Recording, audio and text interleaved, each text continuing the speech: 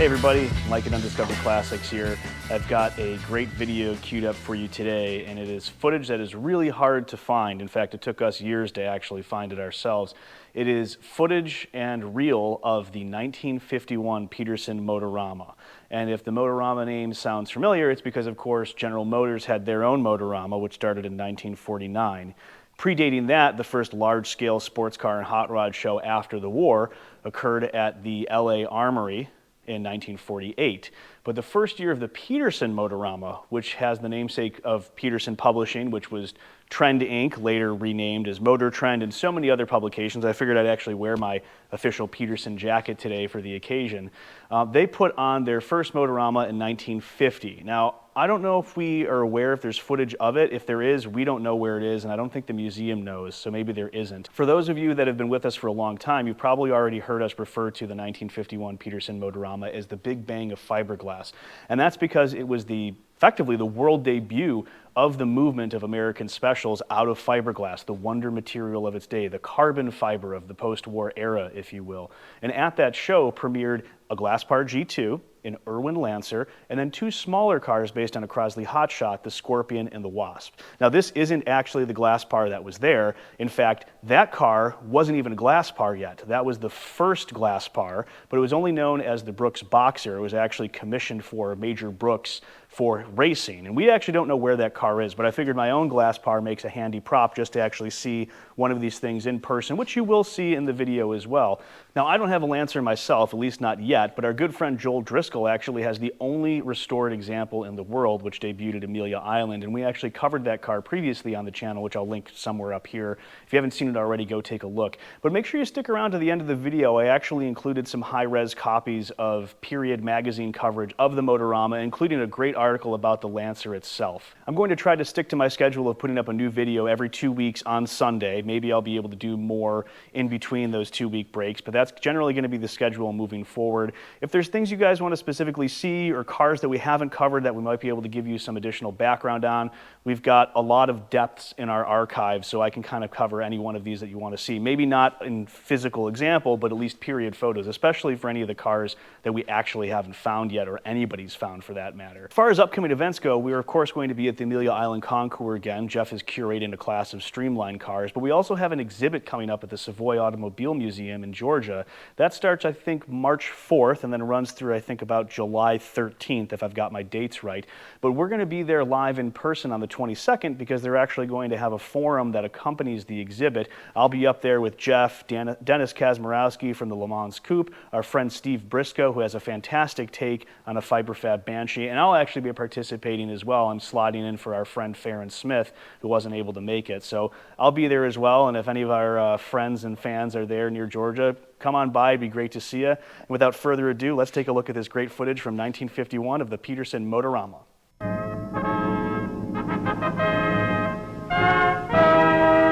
Hello, this is Lee Ryan, the show director of Motorama, the International Motorized Equipment Exposition that is held annually in Los Angeles. Motorama is a showcase for the most spectacular, the most beautiful, and unique in the automotive, motorcycle, boat, and airplane field. Mr. Pete Petersen and Mr. Bob Lindsay, the publisher of 4 highly successful magazines, Motor Trend, Auto, Hot Rod, and Cycle, decided that Southern California was the ideal locale for this presentation. The vast throngs that have attended each year are ample evidence of the wisdom of their decision. In the ensuing film, you will see part of the show and the energy and effort that was expended to make it a success. The planning and preliminary work on Motorama required the combined efforts of a large staff of experienced people.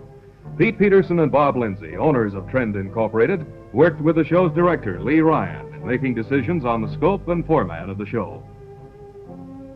Valuable editorial assistance in the selection of exhibits was provided by Trend's very competent staff, including Wally Parks, editor of Hot Rod magazine, Dick Van Osten, editor of Auto, Walt Woron, editorial director, Bob Greene, editor of Cycle, and Griff Borgeson, editor of Motor Trend. Motorama required the assistance of many, many other people, from the switchboard operator to a large art department. where the preparation of advertising copy, show signs, and other material consumed hundreds of hours. The actual production of the vast amount of printed matter used in the advertising and exploitation campaign on Motorama was, in itself, a huge task. The thousands of pieces of literature employed in publicizing the show, not only in the Los Angeles area, but throughout the entire West, constituted but a fraction of the effort put forth to attract patrons to this unique exposition. Outdoor advertising was used in great profusion. Signs, street banners, and electric displays all helped attract record throngs. Setting up a show of such magnitude is truly a major undertaking. Such routines as draining gas tanks, polishing the cars, setting them in place to display them to their best advantage are tasks in which the owners naturally participate. As proud of their vehicles as the owners of luxurious custom cars, the hot rod builders strive to make their cars really attractive. These last-minute preparations involve the efforts of decorators, the show management, auditorium management, and exhibitors. Handled with the care that a world record-holding vehicle deserves, Colonel Goldie Gardner's MG is wheeled into position. Equal caution is observed in moving Buick's fabulous XP300 onto the show floor, ready for placement on the turntable, which gave this magnificent automobile a most effective showing. To provide a better side view of a Lakester-type car, made of an airplane drop tank, the machine is tipped for the benefit of spectators. 18 coats of paint were not unusual on the display roadsters, but the best paint job in the world is ineffective without that high polish.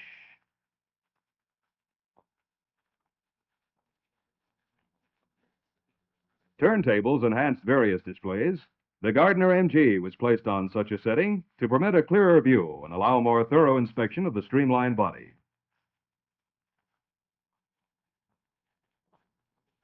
Buick's XP300 was displayed in Show Center in a very dramatic and colorful setting. Just getting the car in proper position required the efforts of a large crew of workmen. The commercial exhibitors spared no expense in preparing their displays, all of which were sparkling and attractive. Boats and airplanes shared spectator interest with cars and motorcycles. Incidentally, many record holders were exhibited at the show. Opening night of Motorama was a panoply of lights and color. Some idea of the size of the opening night crowd is given by the number of vehicles pouring into the Pan Pacific parking area. There was always a steady flow of patrons at all hours.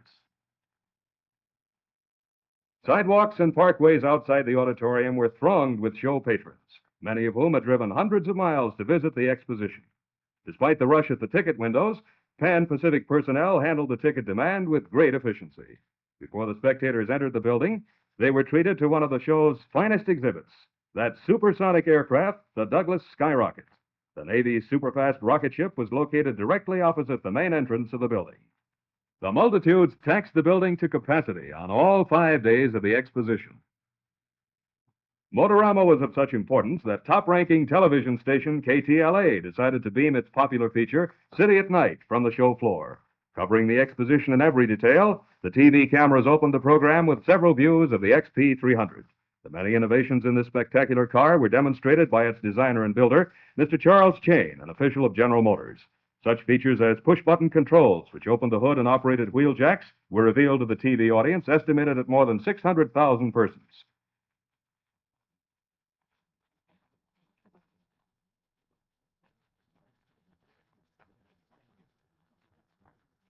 One of the most beautiful roadsters in Motorama was the red hot rod designed and built by Dick Flint.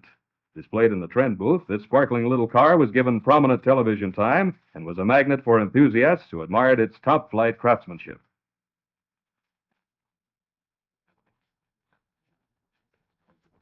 Moving through the spacious aisles of Motorama, the TV cameras searched out such unusual displays as the Scorpion and the Wasp, two small cars with special fiberglass bodies. Motorama donated space to numerous clubs and associations. One of the more interesting displays was set up by the National Hot Rod Exposition, an organization of more than 7,000 members representing every state in Canada.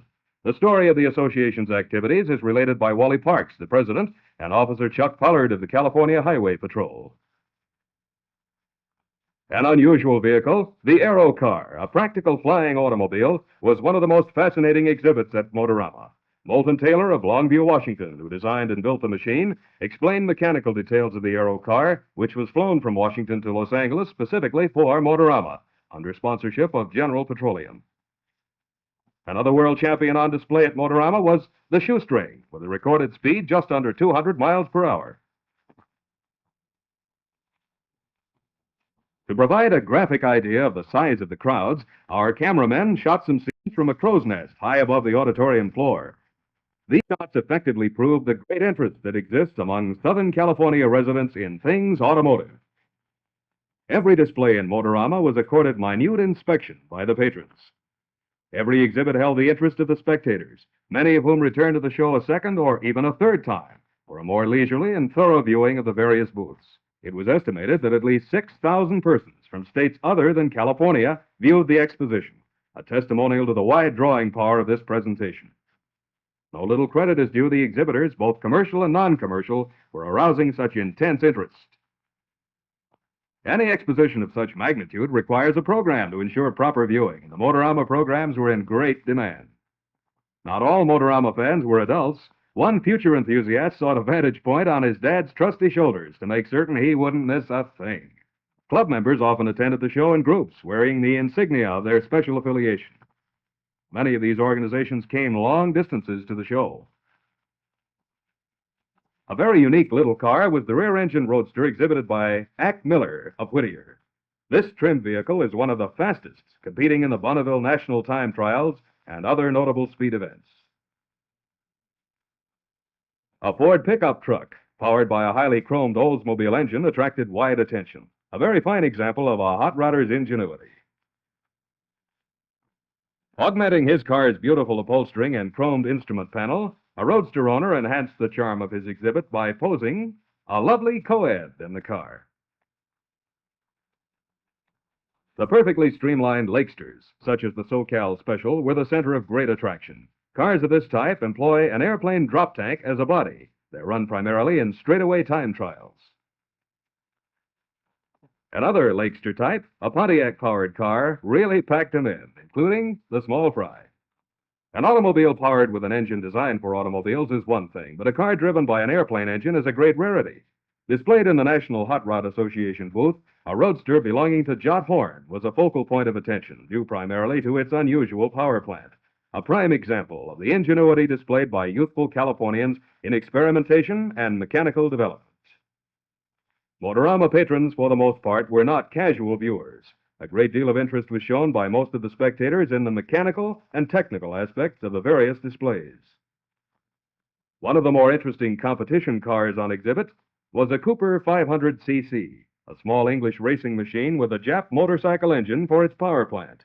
This trim little car was a center of attention, the owner helpfully displaying his car in such a manner that everyone interested in its mechanical makeup could enjoy a close inspection. What's more, it was actually taken apart and then put back together again during the exposition.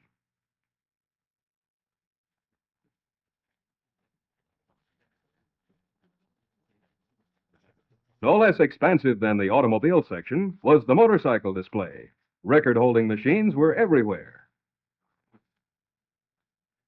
Most of the American and British motorcycle industry was represented with colorful commercial displays. Cutaways and other technical displays were featured, giving the patrons a close-up of the inner workings of the various types of engines. Some of the machines sported unusual names like Satan and the Beast. A large percentage of Motorama spectators were ardent motorcycle enthusiasts.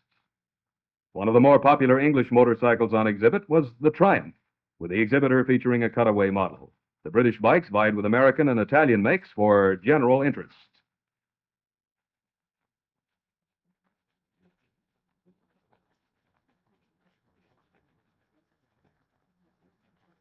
An extraordinary racing motorcycle, noted for its great acceleration, is the Beast. The world's fastest hot rod, a beautiful streamlined two-engine car, was brought from Denver for the Motorama showing. This machine, which exceeded 230 miles an hour in a straightaway time trial on the Bonneville Salt Flats, was built by Ken's and Leslie of Denver. Known as the Climber Ken Special, the car is powered by two Ford V8 engines, one of them in front and one in back of the driver's seat. The car operates on one or both engines at the driver's discretion.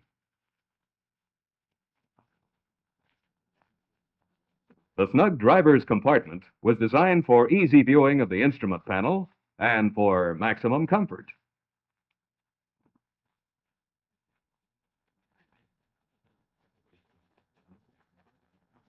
The aerodynamic streamlining was a great factor in this car's remarkable speed runs. Colonel Gardner's MG Streamliner was always a central point of interest. Located in the British section of the show, it was flanked by the Roots display, the Jaguar exhibit, and the Nuffield show cars. These fine British products were beautifully displayed by their exhibitors. The decorations and settings for the cars were among the most lavish in the entire exposition. The show patrons, many of whom had never inspected a British car before, displayed great interest in these automobiles, and many sales were made directly on the show floor. The English displays elicited much favorable comment from Motorama fans. They occupied nearly 10,000 square feet of floor space. The Jaguars, Hillmans, and MGs drew the attention of many Hollywood personalities, as British cars enjoy such great favor in the motion picture colony. But practically everybody who came to Motorama manifested keen interest in the British automotive products.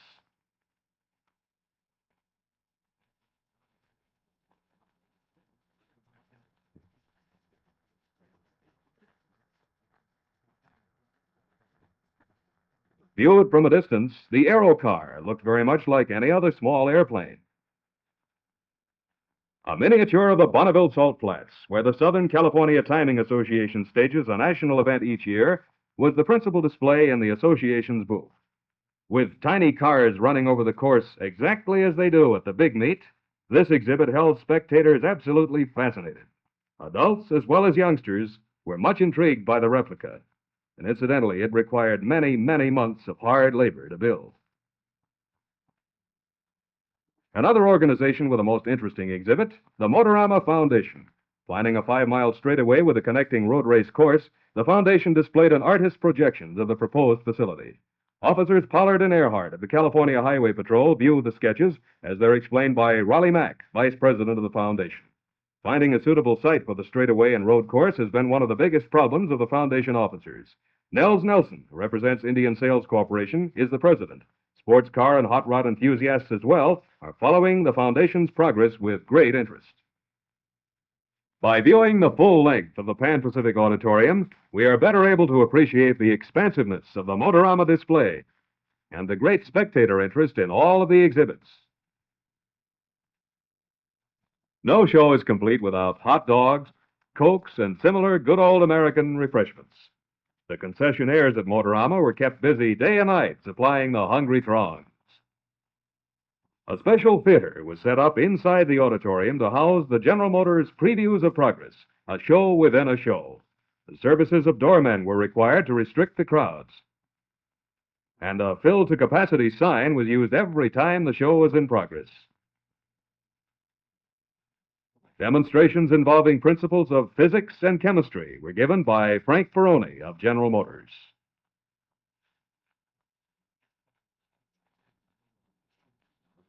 He showed, for instance, how synthetic rubber is made, an intriguing demonstration.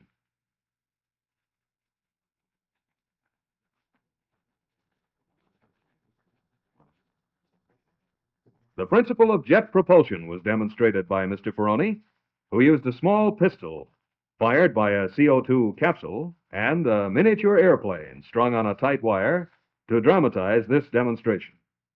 The intense concentration by the audience was evidence of the great interest that exists in experimentation and research. The theater area also was used for showing racing films, another very popular feature. Commercial exhibitors were kept busy answering the questions of spectators with boundless curiosity who wanted to know all about automotive products, from oil coils to innovations of every conceivable kind.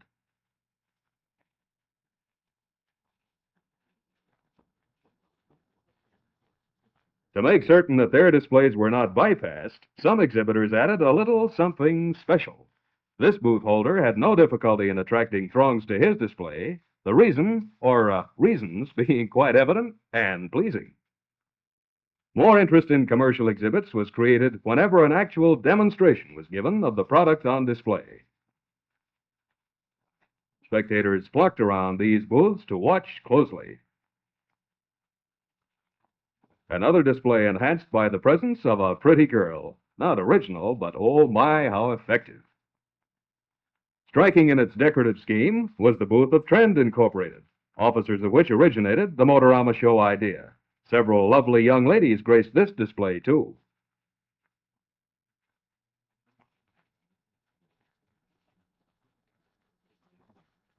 The Art Directors Club of Detroit provided a very popular exhibit, a $100,000 automotive art display representing the work of 4 of the larger automobile advertising agencies. Custom cars were a constant magnet of attention, and Motorama featured many of them. The custom car owners spared no expense in making their machines attractive and distinctive according to their own tastes. Each of these cars represented several thousands of dollars, no small percentage of which was spent on instrument panels. Styles of the custom cars were as varied as the tastes of the spectators who constantly surrounded them. Cars with fiberglass bodies intrigued the crowds. In fact, Motorama had no slack hours as far as spectators were concerned. From opening to closing, they jammed the building.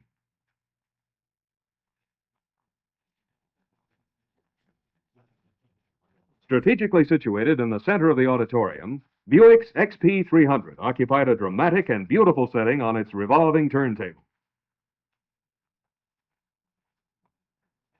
The sleek, clean lines of this machine and its unique and revolutionary design were a delight to all automobile enthusiasts.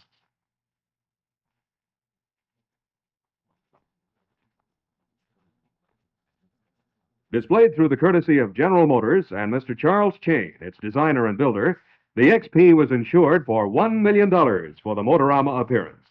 Exhibited so as to permit viewers a 2-level inspection of the machine, this dream car held some spectators for 30 minutes or more as they studied its every innovation. Patrons of Motorama left the exposition with words of wonderment and praise for the scores of outstanding exhibits they had seen. Representing the work of hundreds of skilled designers, engineers, and craftsmen, both professional and amateur, the machines on display were valued at more than $2 million. To prepare them especially for show purposes, no effort or expense was spared by the owners and builders. Perfect condition, a must. This great expenditure of care, energy, and money was matched by the show sponsors to present a truly memorable motorized equipment exposition. The exhibitors, both commercial and non-commercial, and the show management were gratified to hear the many expressions of great pleasure and satisfaction from Motorama patrons. As the lights flashed the end of the 1951 Motorama, plans were already on the boards for an even greater show in '52.